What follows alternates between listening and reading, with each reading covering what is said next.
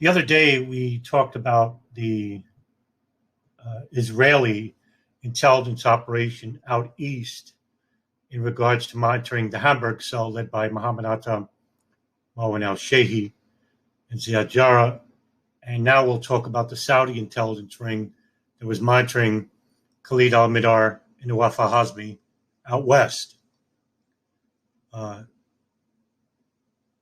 Interestingly enough, regarding Khalid al-Mihdhar and Nawaf al-Hazmi, is that there seems to be a slight discrepancy into the time frame in which they was gotten into the country.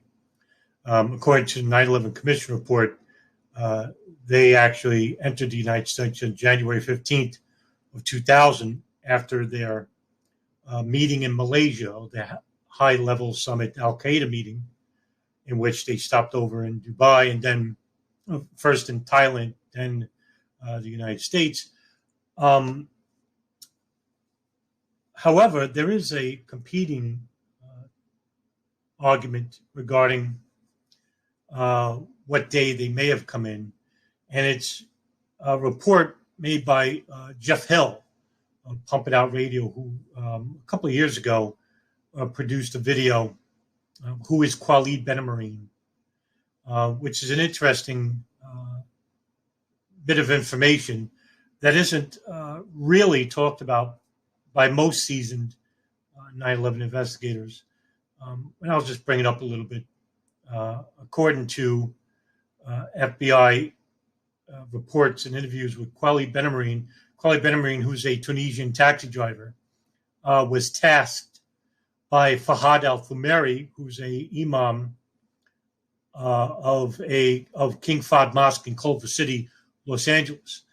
And he was told to go pick up two Saudis. He didn't tell them their names or anything like that, in which he did. According to Roger Day, a 9/11 Commission staffer, he makes this quote in a 9/11 Commission staff statement before the 9/11 Commission. Quote, now Nawaf al-Hazmi and Khalid al-Mihdhar were already living inside the United States, having arrived in Los Angeles on January 15, 2000. It has not yet been established where they stayed in the first 2 weeks after their arrival. Their claim is that they have no idea what the records are. However, when the FBI, after the 9/11 attacks, of course, the FBI visited Khalid Ben-Marine, and they gave him 19 pictures of the hijackers. And he was told which two Saudis were picked up, and he pointed out Khalid al-Mihdhar and Nawaf al-Hazmi's pictures, but then he thought about it again, and he threw them back in a pile and didn't talk about it anymore. Now, the King Fahd Mosque was already under suspicion, and it was the Los Angeles Police Department that was opening a surveillance monitoring operation on the mosque. The problem here is that if they arrived from Thailand to LAX on January 15th, the FBI would know about it. However, there were supposedly, according to the 9/11 Commission, of course, they are not sure of this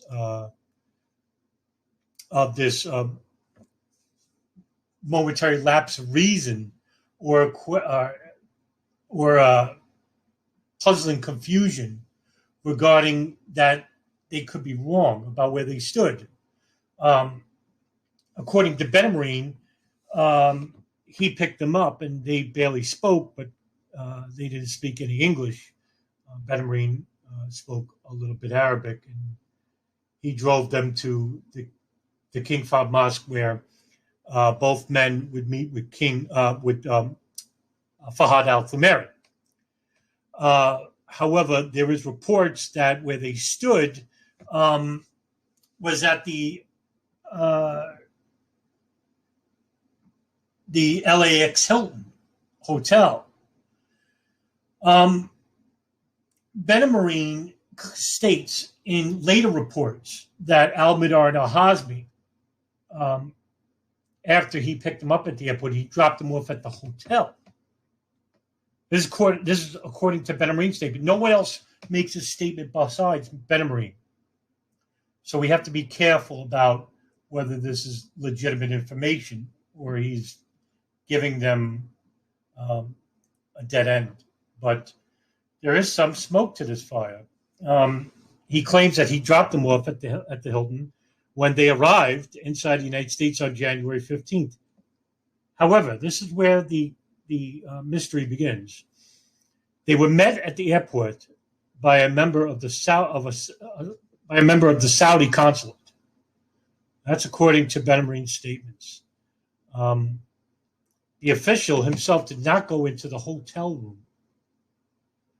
And according to Los Angeles police detective Vicky Gizzi, and I'll spell her name for if you want to look her up, Vicki Gizzi,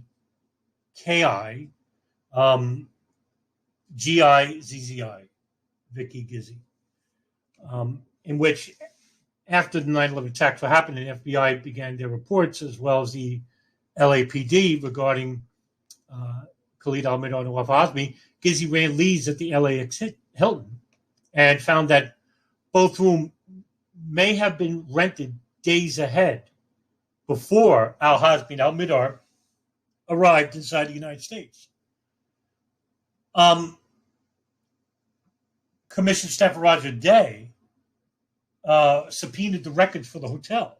Now that you can look it up on Scribd, SCRIBD.com,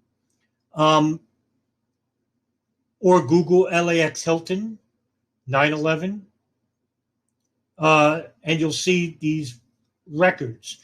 But the names of the rooms that they were rented by from this credit card that was used, the name of the person is redacted.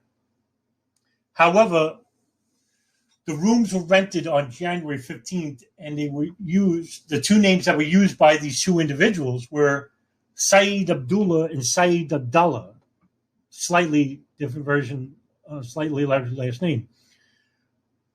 The room was held on January 13th. So, in other words, whoever rented this room rented it out from January 13th to January 15th. That's 2 days before they were to arrive inside the United States. Now, whether we could say that Khalid al-Mihdhar and al-Hazmi both used aliases of Saeed Abdullah and Saeed Abdallah, and they arrived inside the United States 2 days prior, that would contradict what the 9/11 Commission report states, because they state that they definitively know they landed inside the United States on January 15th. Or we could say that al-Hazmi and al-Mihdhar did land inside the United States on January 15th, and that the man who rented these rooms with other Saudi delegates who were financing the room to these two men, and they stood in the room from January 13th to January 15th. At least it's either one of those options, actually. So Robert Mueller, who is now the FBI director, suspended the investigation into Ben-Marine, and he was deported back to Tunisia. Quite a surprising end to a very enlightening investigation, because here's a man who wasn't prompted to pick out those two photographs of Khalid al-Mihdhar and al-Hazmi, and did it on his own in front of two FBI agents and the LAPD. And why this investigation came to a very abrupt end, we won't know why. But it seems that when it comes to the FBI, they certainly were trying to, at least the ground level agents were trying to warn their superiors before what was transpiring inside the United States. But certainly the higher ups regarding Mueller, at least, and some superiors in Minneapolis and Arizona, and maybe even in New York, we're definitely constructing a narrative here, because there are certain anomalies, and I named a couple, the past couple of days, including one yesterday with United Flight 23, which the FBI never investigated afterwards.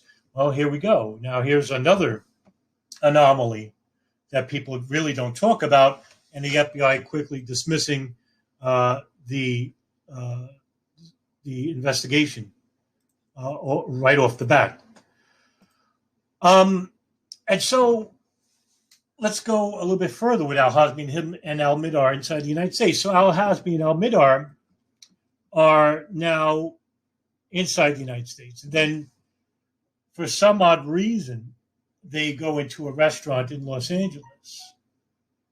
And while they're in this restaurant, a man who is sitting at a table drops his newspaper, in which al-Mihdhar picks it up and gives it to the man. And the man notices that these two men are speaking Arabic, and this man happens to speak Arabic, and he introduces himself as Omar al-Bayoumi.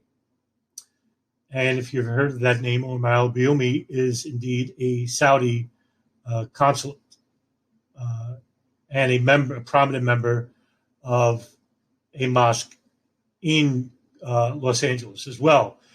He's also known to people that were in the Islamic Center in San Diego as well, Lemon Grove. And we'll get into that in a bit. So al-Bayoumi speaks with al-Hazmi and al-Mihdhar, and he asks them why they're inside the United States. And they say that they're here for flight training, but they never tell him about the operation, of course. But al-Bayoumi goes a little bit out of his way and actually rents an apartment for them. First 2 months, he rents a car for them under his name. He gets him set up with his own cell phone. They actually use his cell phone for the first couple of, I believe it's 3 months. So al-Bayoumi, who was later interviewed by the 9/11 Commission in Saudi Arabia in 2004, he actually states to them that I've always helped young Arabs who come into the United States. Well, I would say this is pretty genuine and pretty suspicious, if you ask me. But we'll have to leave it right there. And so al-Mihdhar and al-Hazmi meet with Fahad al-Thumeri at the King Fahd Mosque, and he sets him up with another imam in San Diego, in which al-Hazmi and al-Mihdhar are trying to look for room and board because they leave the premises in Los Angeles after a couple months. They consider al-Bayoumi to be too nosy. Al-Bayoumi actually would walk around with a video camera, and he would video camera everything, almost like a videographer, a daily videographer.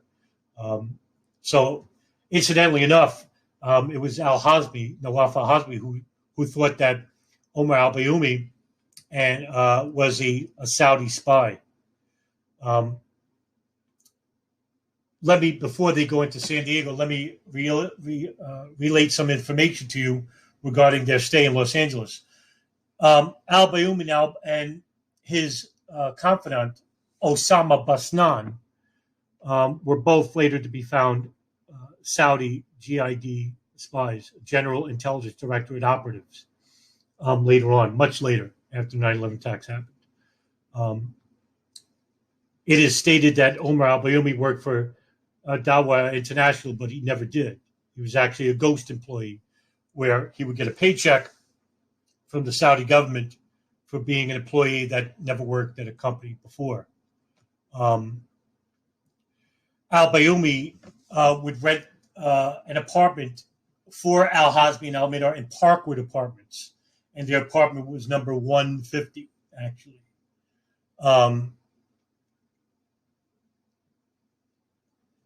When they use a cell phone, they also help. When they used al-Bayoumi's cell phone, he would call long distances, and which al-Bayoumi didn't care because he would pick up the bill anyway.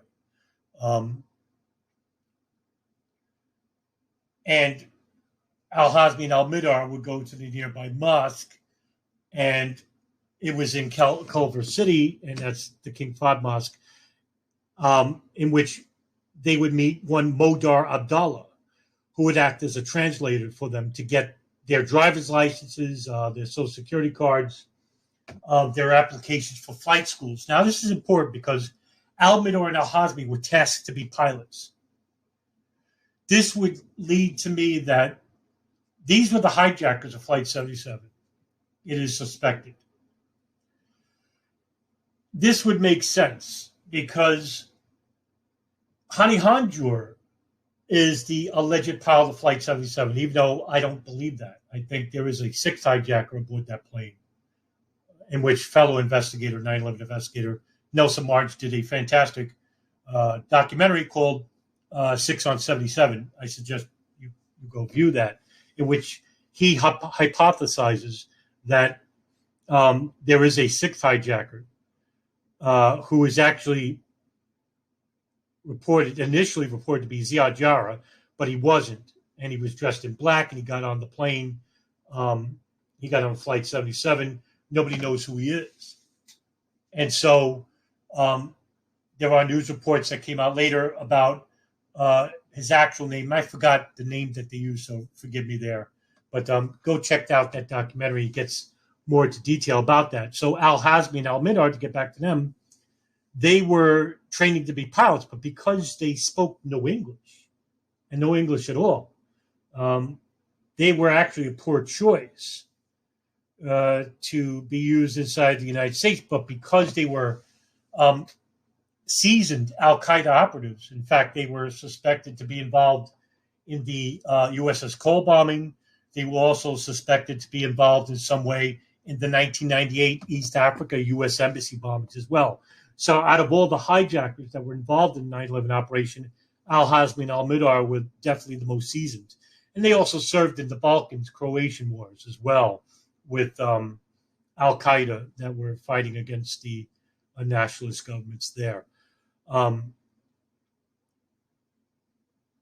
regarding to al-Hazmi and al-Mihdhar, they stood inside Los Angeles for a while, and then when they moved to San Diego, in which al-Hazmi and al-Mihdhar would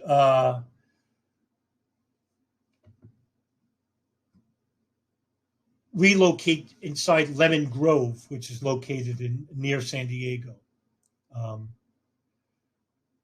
The Islamic Center of San Diego was frequented by al-Hazmi and al-Mihdhar, and they wanted to rent a room, actually, or rent a studio.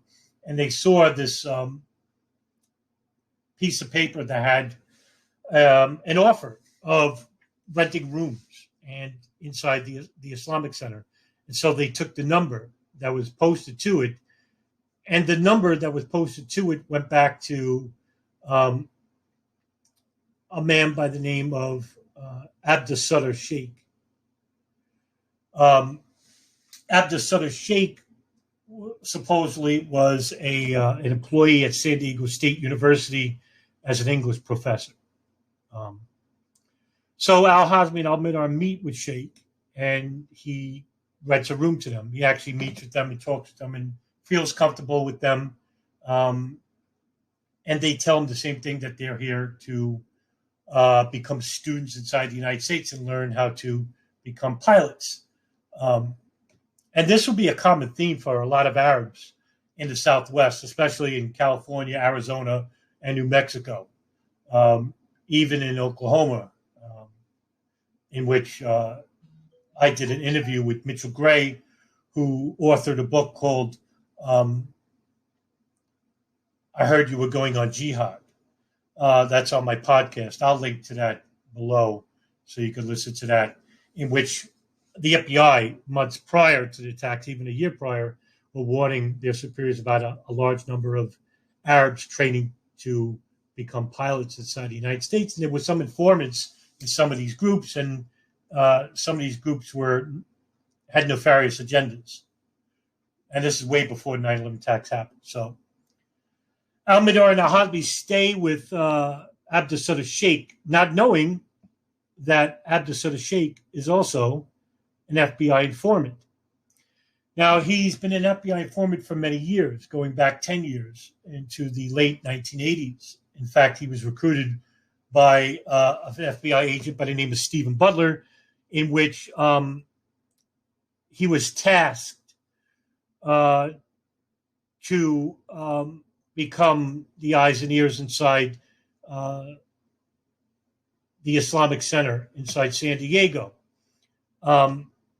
And he was given a code name, Stan. And that's what he would be using as his name to Stephen Butler. And so al-Hazmi and al-Mihdhar stay with Abdussutar Shaikh inside this apartment. And Shaikh actually tells Stephen Butler about two men that are renting his apartment, but he never gives Butler their names. And he says that they were mostly secretive and they were always together. They never left. They never went around except when they went to take English courses in which they failed, and al-Hazmi would be too lazy to go to English courses. He claimed that they were both pious Muslims and that they were modest when watching television. They couldn't watch women in bikinis for some reason. As he says that he asked al-Hazmi one day, and they were watching Baywatch one time, which is a cheesy show about lifeguards. And it starred David Hasselhoff and Pamela Anderson and many others. But al-Hazmi couldn't watch it. He went into another room.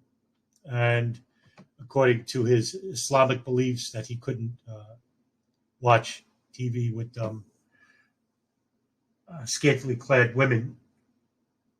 But he wouldn't give Butler any type of pertinent information. In fact, there really was none, except that that they would have visitors inside the apartment, and that these visitors would come sometimes in very expensive cars, sometimes even limousines, at all hours of the night.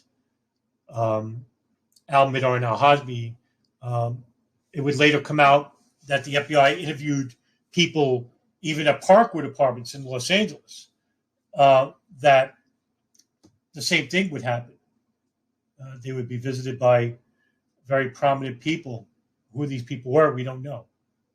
But they said that it was becoming an annoyance, and that whenever they used the phone, they were loud, and that the cell phone al-Hazmi and al-Mihdhar were using, which was al-Bayoumy's, they thought it was tapped too, because they had suspected that al-Bayoumi was a Saudi agent, in which they told Abdussutar Shaikh their suspicions about al-Bayoumi, and Abdussutar Shaikh didn't know who al-Bayoumi was at this point. There was no link there.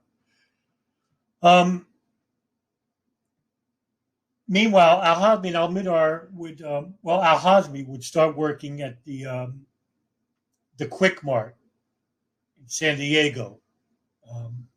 It was a gas station that they got a job in, that he had a job in. Days before, or the morning of September 11, 2001, the employees there, according to one interview of one employee, an ex-employee, I'm sorry, it wasn't Quick Mart, it was Star Mart.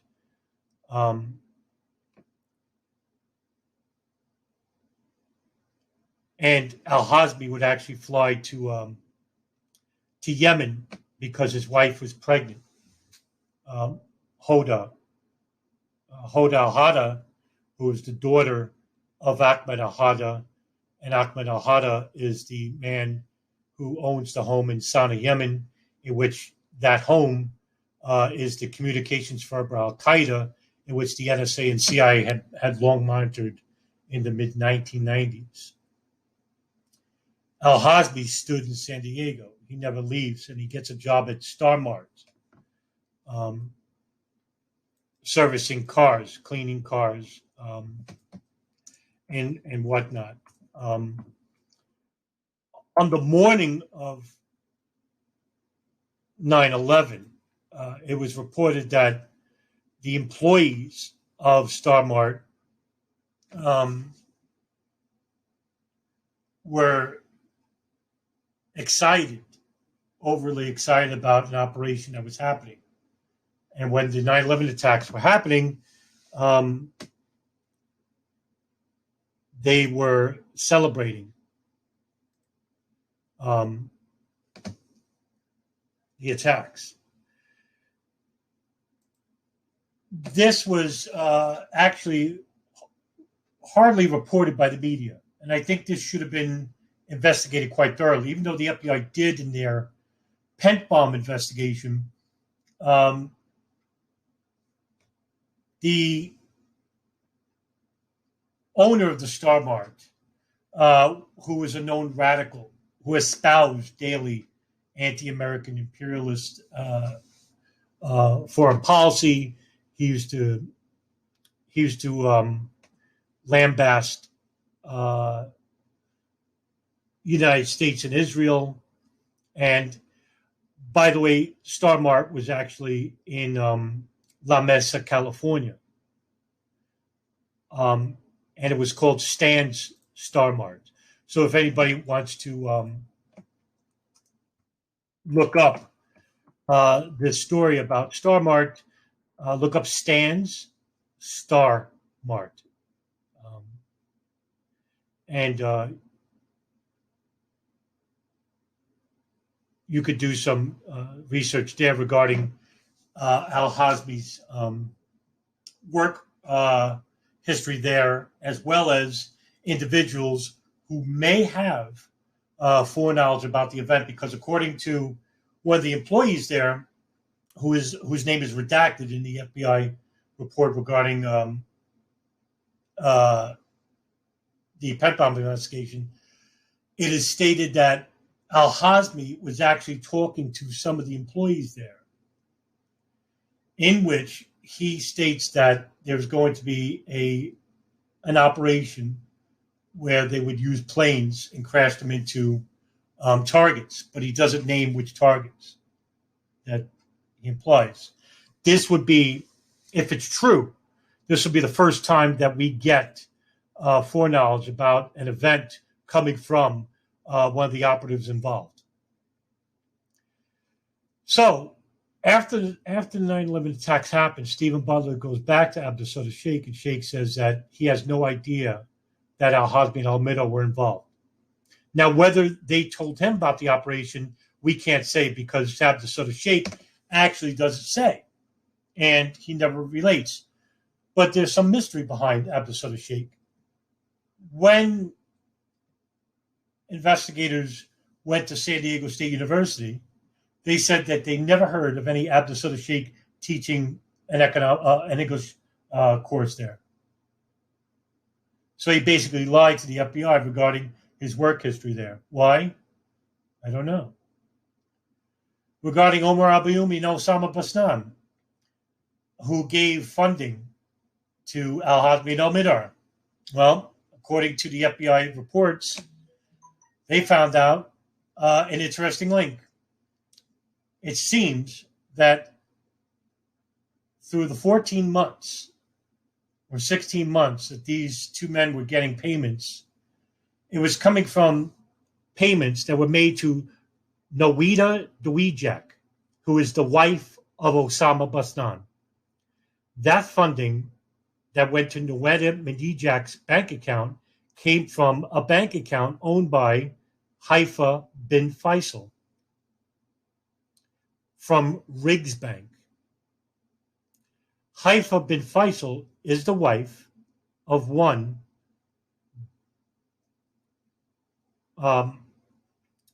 Bandar bin Sultan, nicknamed Bandar Bush, who is the U.S.-Saudi Ambassador under the Reagan, Carter, both Bush's administrations. He's actually close friends with George H.W. Bush and George W. Bush, and has been friends with the Bush family for decades. When they interviewed Omar al-Bayoumi in Riyadh, Saudi Arabia, The 9/11 Commission found his testimony to be suspicious because it is stated that Omar al-Bayoumi had no idea that the payments were coming from any Haifa bin Faisal.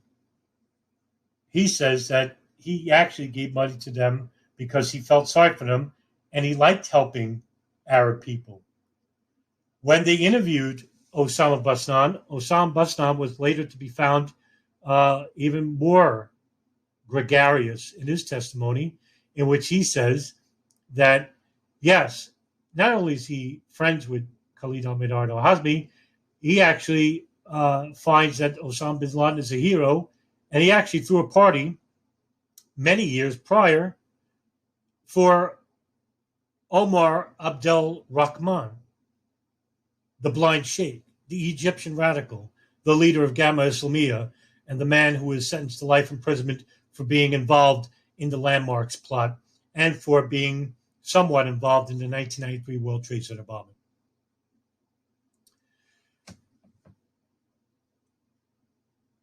When they interviewed Fahad al-Thamari was a lot more deceptive, in which he denied ever knowing any Khalid bin Sultan.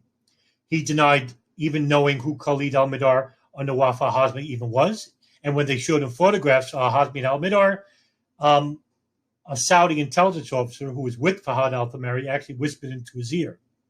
And this is coming from Roger Day, who's a staffer. And afterwards, he says, I've heard of the name al-Mihdhar because of the media press by then who were naming people involved with the attacks. But that was the end of that. Those testimonies can be seen at scrib.com. Memorandum for the record. Omar al-Bayoumi, memorandum for the... In fact, you know what? I'll just link them below at the bottom of the video. And so, here we have Saudi GID operatives monitoring and funding 2 al-Qaeda operatives in Khalid al-Mihdhar and al-Hazmi, even living with an FBI informant, in which Stephen Butler threw his hands up in the air regarding Abdussutar Shaikh, saying that he probably was deceptive with him regarding the 2 men anyway. It just it really defies belief that we are to believe that these men just came into the country and they weren't monitored right away, because they were, much like the Hamburg Cell were out east. These men were always being monitored. And that's the whole point of me doing these videos, showing you that the intelligence apparatuses of, like the CIA, who were monitoring everyone abroad. And while they were inside the United States, you have Israeli and Saudi intelligence monitoring these people as soon as they got off the plane.